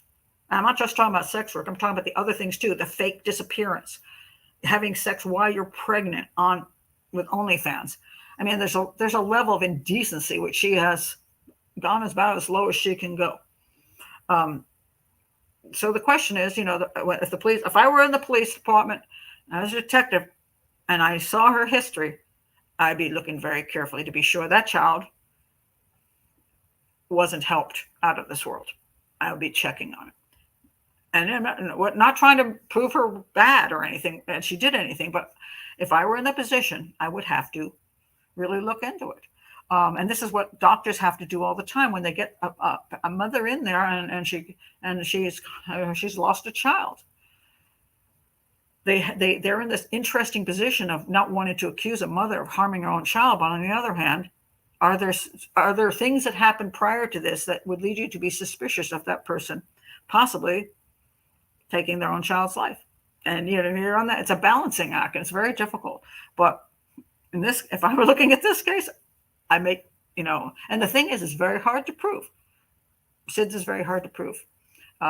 That's why so often there are women whose children die one after the other, and it takes them forever to figure out that something's fishy there, because they figure, well, there are kids who just, for whatever reasons, they don't live long. So I thought that was just kind of really interesting. I was like, well, I do hope that, I feel if she didn't do anything to that child, I feel sorry for her. I mean, one would hope that maybe that child would bring joy into her life, and maybe she would decide that having the lifestyle she did wasn't conducive to being a good mother. Maybe that child would have brought her out of the sleazy world she lives in, but she's making so much money per month and apparently thinks it's just the coolest thing ever and doesn't care. That leads me to be pretty suspicious about her, whether she's not the nicest human being, shall we say. This is correct. The suspicions are fair, but they're not proof. No, suspicions are never proof. So, but this is where it gets difficult when you're analyzing any case. When you have suspicions based on evidence and behaviors evidence. The behavior that she exhibited by disappearing as if she had been kidnapped, a Sherry Papini thing. She hoaxed her friends it was a wedding. She disappeared from her friend's wedding. She ruined her friend's wedding, essentially. The whole day was her friend's day, but she decided to make it her day by disappearing. That's not a very nice thing to do to your friend on their wedding. A friend's about to go on their honeymoon, and now they think their friend has been kidnapped. What kind of person does that and starts a police investigation because she vanished and made sure it looked like she vanished? That, to me, is a sign of psychopathy. That's not okay. So her previous behavior, that is the one that stands out to me more than even the OnlyFans stuff. And the second thing that stands out to me is actually doing pornography when you're pregnant. And she didn't quite describe how pregnant she was through how much of the pornography. I get it. Maybe if you're only 3 months pregnant, but if you're 9 months pregnant and you're still doing pornography, that's just pretty disgusting. And that means you have no respect at all for any sense of decency.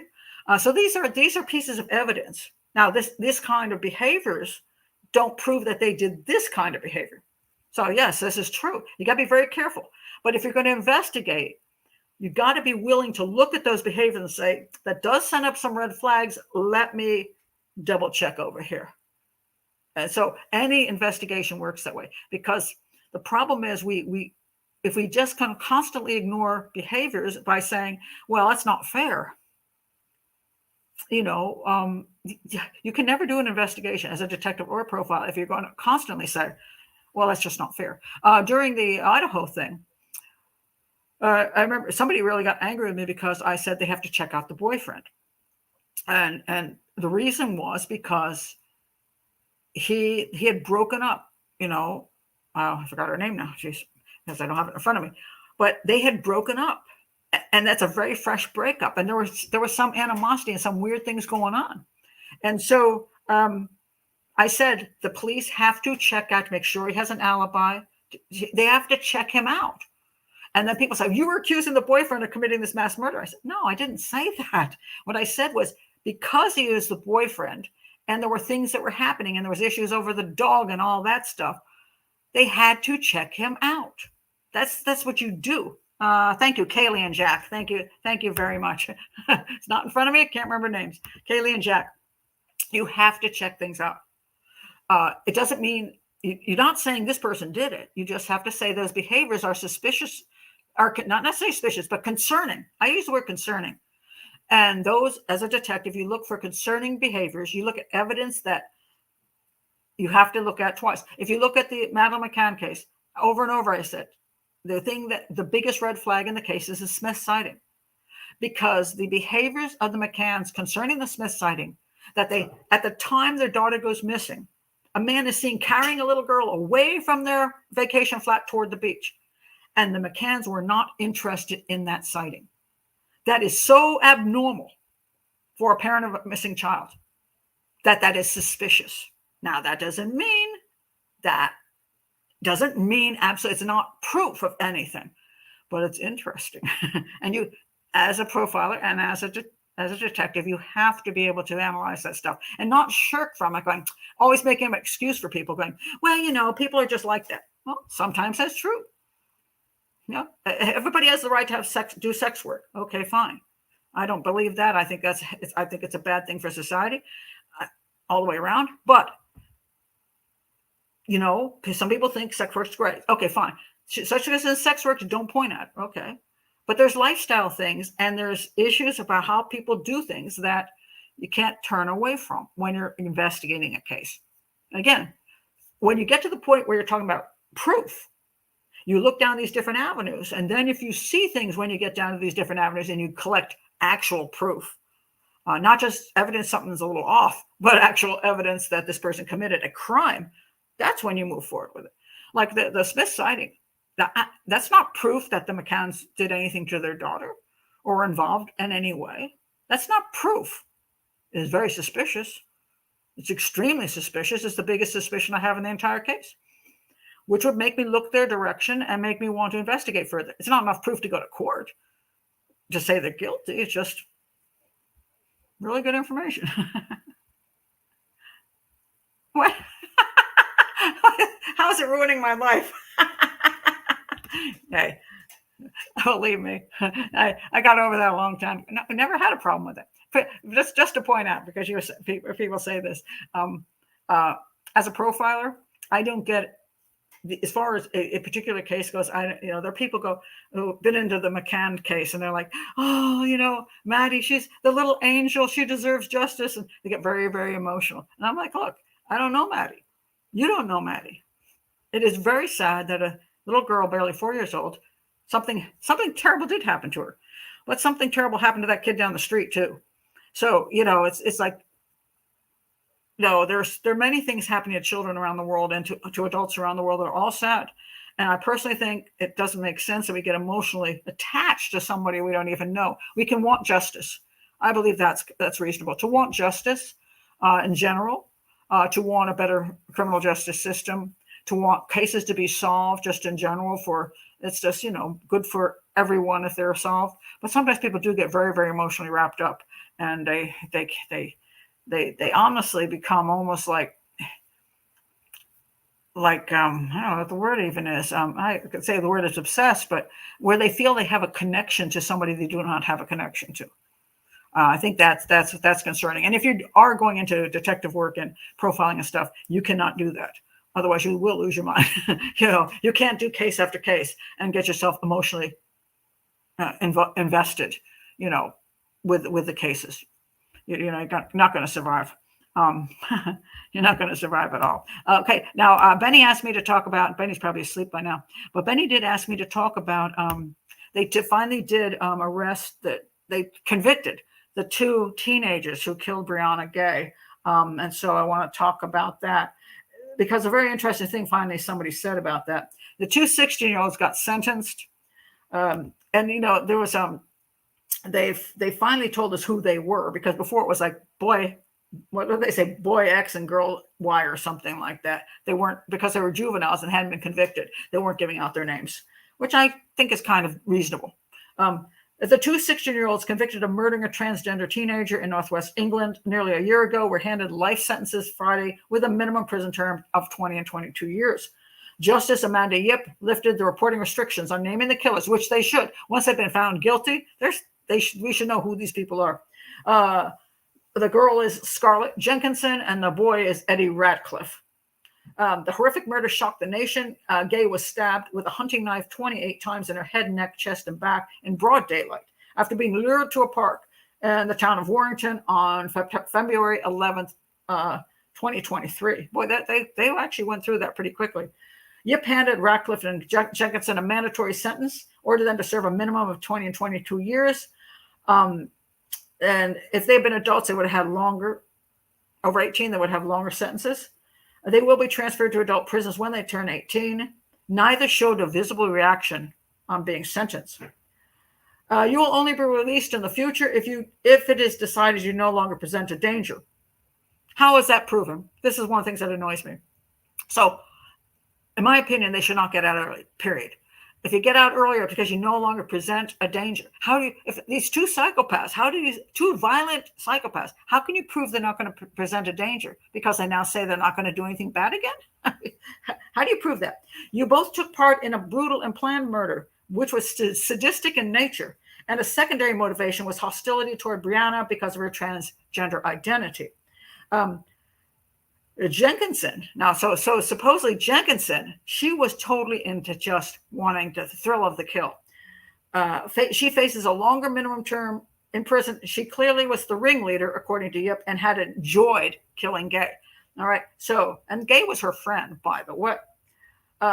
She said that the judge said, Scarlett, your motivation was to act out your fantasies. Yes, she had fantasies of killing. We have too many teenagers who, and interestingly enough, a lot of girls who want to have the thrill of killing and they use knives. They want the thrill of stabbing and the blood. Neither had been named during the trial because of the restrictions.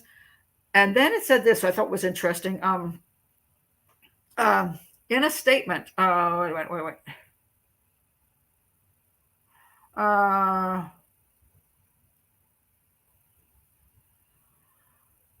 There was a thing about whether the boy was really killing Ghey because she was transgender or because he just was going along with having fun killing. The trial heard that the pair were intelligent and had a fascination with violence, torture, and serial killers. They had planned the attack for weeks, detailed in a handwritten plan and phone messages found by detectives. They had also discussed killing others, which had prompted police to rule out transphobia as a motive behind Brianna's murder early on in the investigation. And I think this is reasonable. They didn't care who they killed. They eventually settled on Brianna, maybe because she would suck her into coming along with them because she wanted their attention and they thought this would be fun. It's also possible that they thought her killing would get them more attention in the long run. And sometimes what people misunderstand is that a person not necessarily racist or homophobic, they'll just pick that victim because they know it gets more media attention. And they might even say, I hate black people. I hate white people. I hate transgender people. I hate gay people. They might even say that when they don't actually even mean it. Now, there are some cases where it is clearly hate crime, but I don't think this is one of them. I think this is just two teenagers who wanted thrill kills, and Brianna was the one who just got, unfortunately, became the victim of them. And she was friends with the girl for a long time, so that's probably she trusted her. So they're hoping, the families are hoping that they'll never be let out of prison, but of course they probably will be. This parent said this, I have moments where I feel sorry for them because they have also ruined their own lives. But I have to remember they felt no empathy for Brianna. Absolutely true. When they left her bleeding to death after their premeditated and vicious attack was carried out, not because she had done anything wrong. And they're saying because one hated trans people, and I don't know that's actually true, and the other thought it would be fun. But either way, they had no empathy for her, and that is a sign of psychopathy. Two people that should never be out of prison, but they're going to be. And they're 16, they'll be out before they're 40. And if they have good behavior and show they're not a danger to society, they may be out, in their late 20s or early 30s. And what is happening where this is become where thrill kill is becoming something that thrill kill and mass murder among teenagers is an alarming thing these days. So messed up. Yep. Just for the thrill of it, as if that is something thrilling. It's funny because this is, again, the line that I keep talking about. What kind of thrills do people want? Well, you might want the thrill of skiing, mountain climbing, going to the amusement park, The thrill of being a model, get into Hollywood, the thrill of, there's lots of things you can be thrilled about. Being thrilled about killing people should not be one of them. That's the line where I think when your kid is showing interest in crossing that line, you have a child who's very, very, has got a real psychological problem. Okay, I'm not going to go to the Gypsy thing. Stay away from the Gypsy thing for now. I did a whole thing on Gypsy and the psycho boyfriend. Gypsy has issues. She was. I just want to point that out. You can check out my videos on that. Yes, she has issues, and how deep they go is the question. She was a prisoner for the majority of her life, and she was tortured, and she suffered from Stockholm syndrome and a bunch of other stuff. That doesn't mean she's mentally healthy. I believe she should have gone to a psychiatric institute where they could have then do stuff. I did do a whole video saying, hey, if this, to Gypsy and to anybody who's been in her position, her little boyfriend, Nick, that dude's a psychopath. There's not even a question in my mind. And people are saying she's one and he's not. He's a poor little victim. He's not a poor little victim. He was very manipulative. And he came and looked for, he went on a lie. He lied saying he was a Christian, going on a Christian dating site, found a girl who was a messed up person and wanted to make her his sex slave because he was into violent sex. And he also wanted the thrill kill, and he got his thrill kill. That dude should never be out of prison. So, but I'm not saying she's healthy either. Oh, yes. You've never heard of kids killing before James Bulger. Yeah, one of these days I'll do a thing on him. And that was just, yeah. Yes, that was just the beginning. Kind of felt like the beginning. You're right. I might have to do a whole show on that. I'm trying to think of.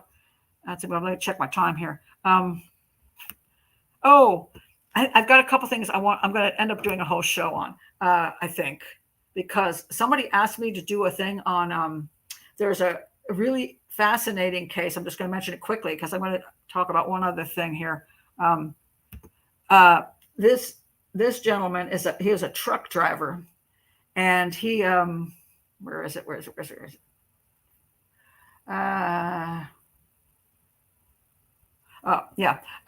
He's a truck driver, and he was picking up a load of pigs and taking them to another location, and his truck was found in the middle of the road with the pigs still in it. He's missing.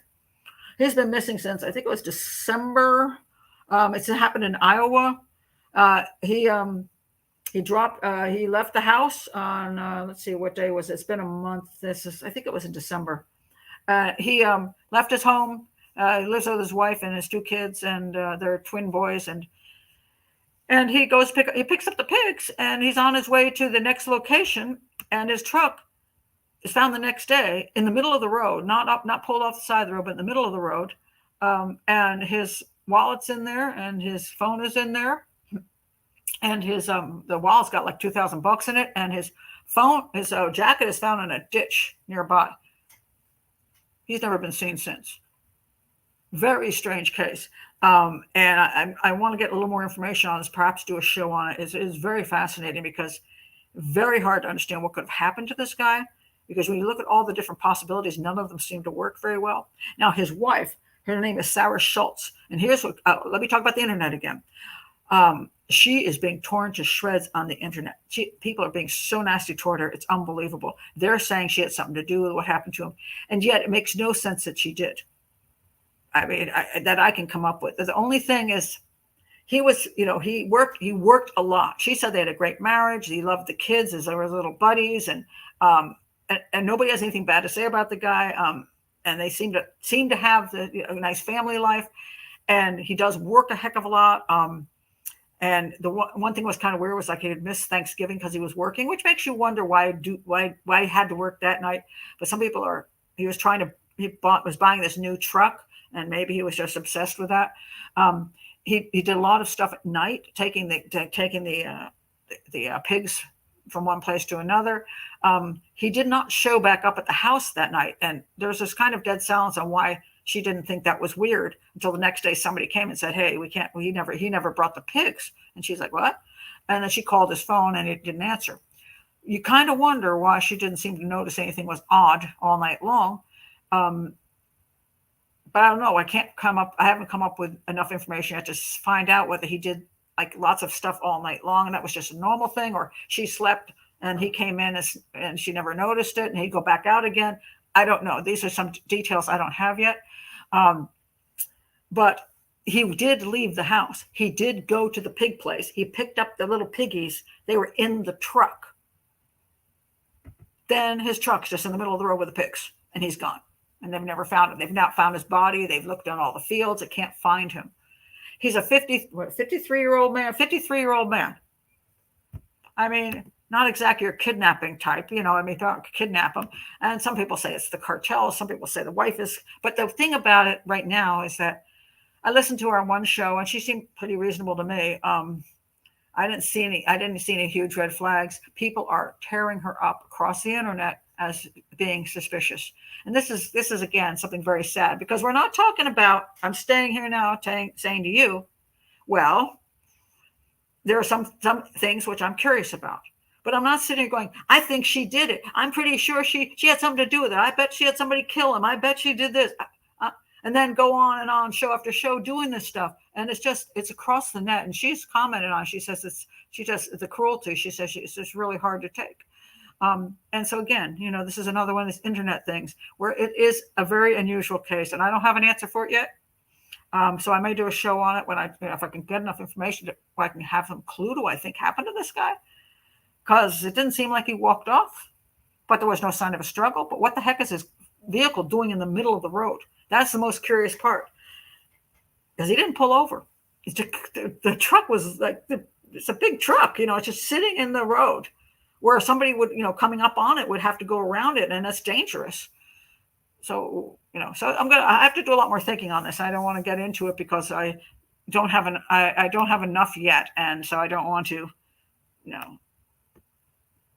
come up with something I don't know. So I'm going to do something with that. And this is the last thing I'm going to touch on today. Anybody? Hold on one second. What is that? Oh, I was asked to look into, I think I'm going to do a thing on Daniel Shaver. He was in the hallway of a hotel.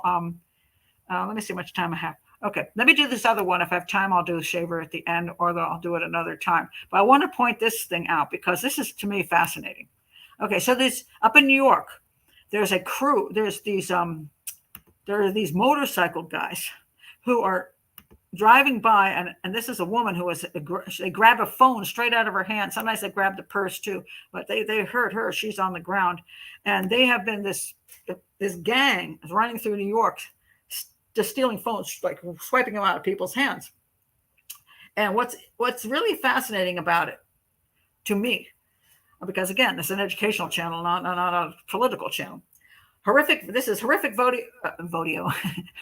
video shows woman dragged along a New York street by migrant moped gang linked to dozens of braces attacks and 62 grand larcenies. What they're doing is actually, these guys are actually staying in some of the they're in the migrant shelters.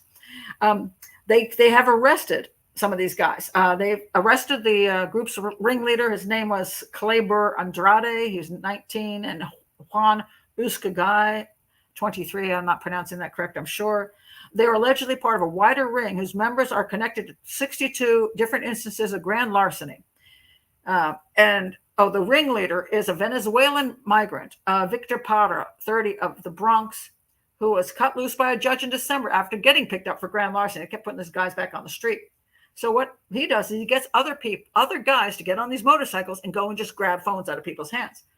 And then what they do, so you say, well, they just selling the phones? That's not such a big deal. That's not what they're doing. The thieves make off with bags, keys, phone, credit cards, glasses, anything they can grab. But then what they do is, hold on a second, I'll tell you what they do with this.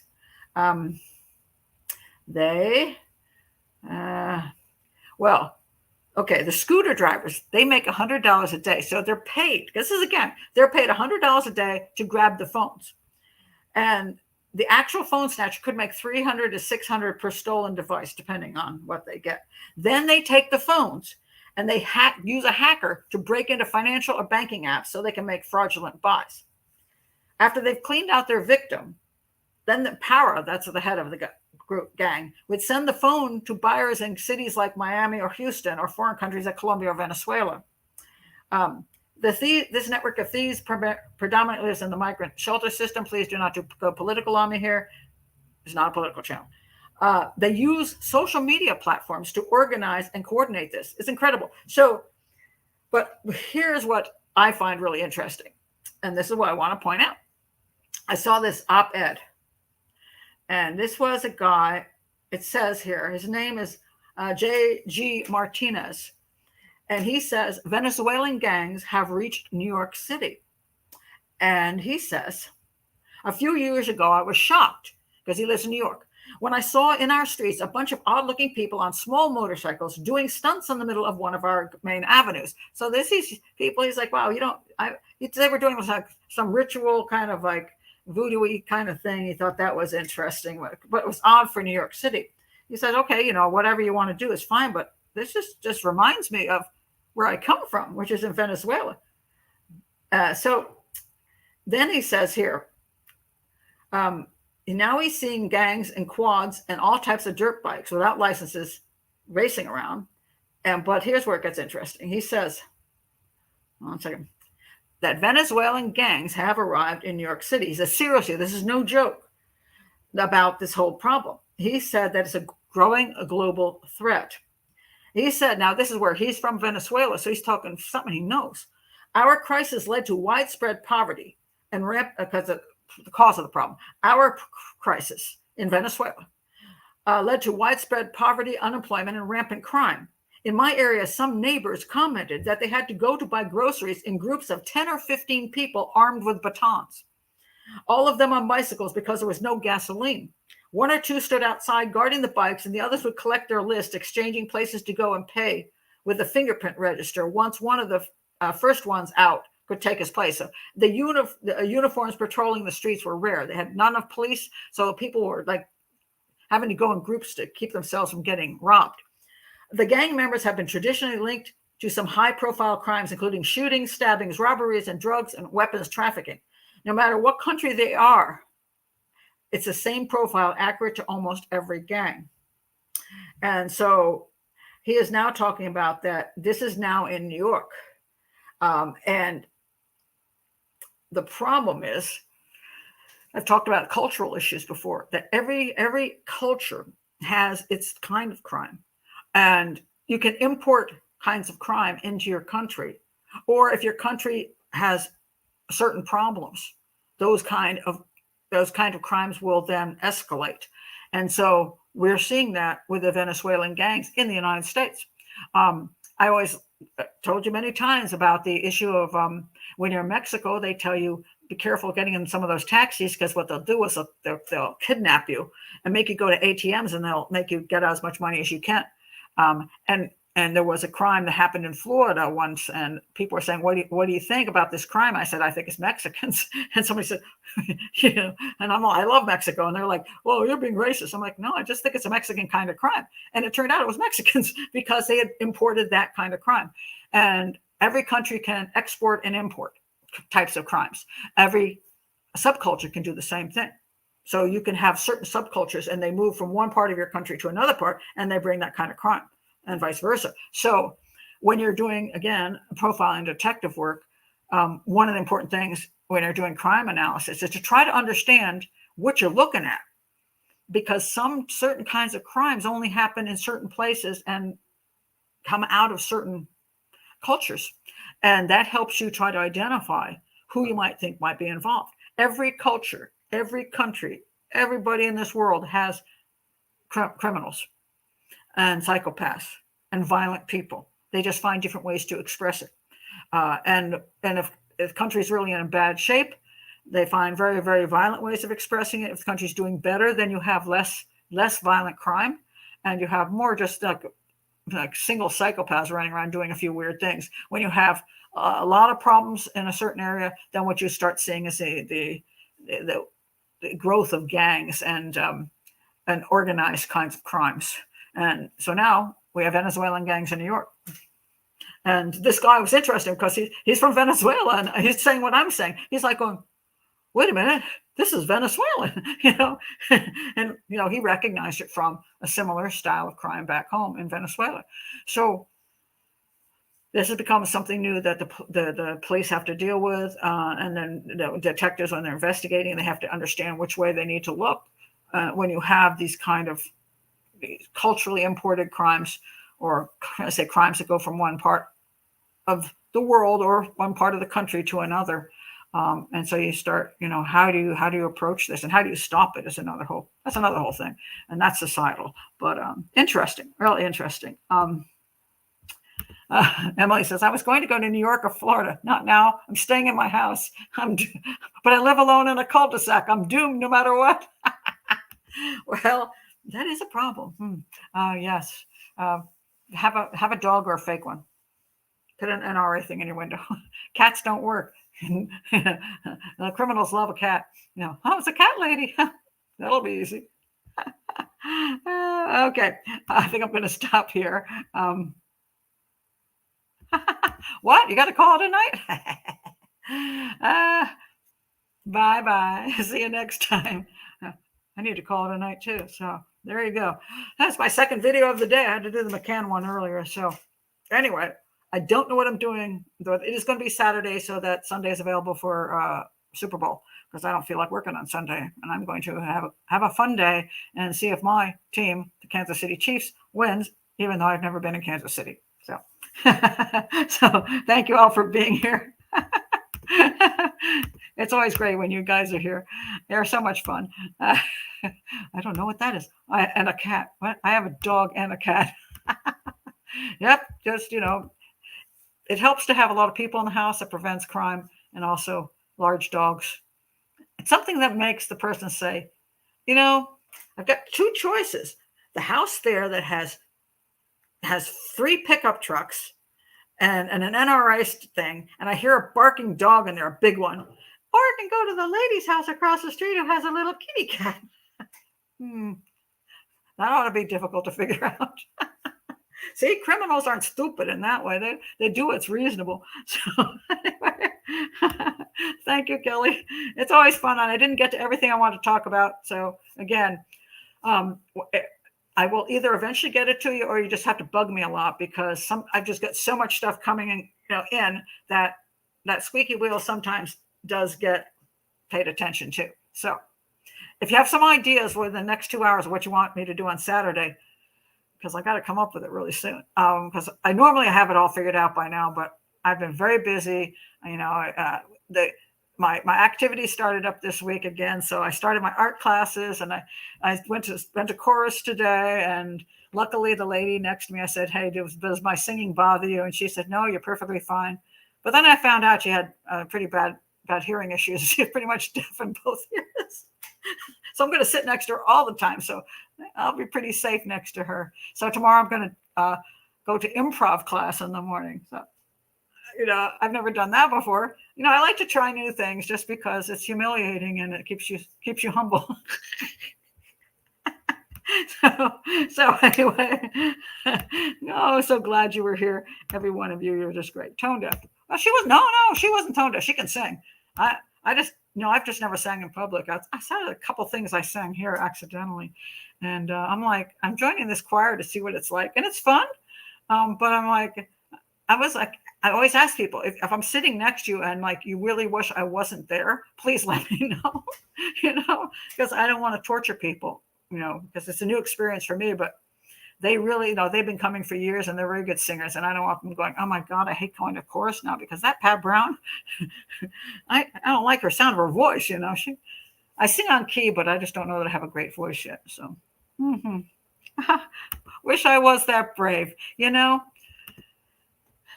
I do this show. I humiliate myself on this show quite often too. I've humiliated myself on national TV. That's why I tell people I don't have a really fragile ego. I just have a sense of humor about myself. I mean, sometimes things go well, sometimes things go awry. And I figure if everything kind of leans toward mostly good, I figure the few things that don't go quite, I can't even talk, go quite right.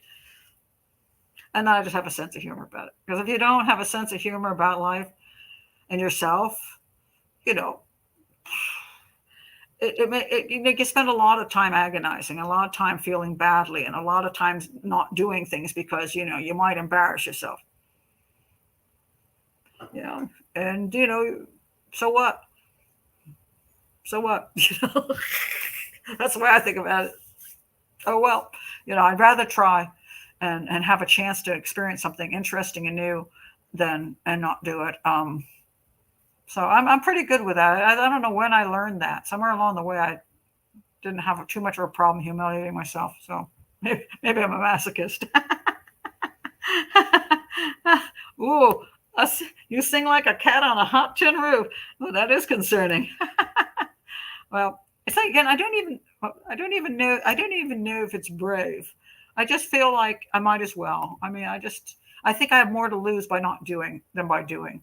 I'm not brave about many things. Like I'm not jumping out of an airplane and skydiving. That is never going to happen. I'm not that kind of brave. I don't like heights, and I don't like being scared crapless. Hey, there's my crap word again. I was trying not to say the S word. I got to improve my vocabulary. Okay, all right. That's it. I got a couple phone calls I got to make to family. So I'm going to go do that now. And I will see you all on Saturday with whatever I'm going to do. And if I don't see you on Saturday, enjoy the Super Bowl. And I'll see you next week then. But yeah, I'm definitely going to do Saturday. So I hope to see you then. And yeah, and send me ideas. I'm always open to those ideas, even if I ignore you for a while. Bye.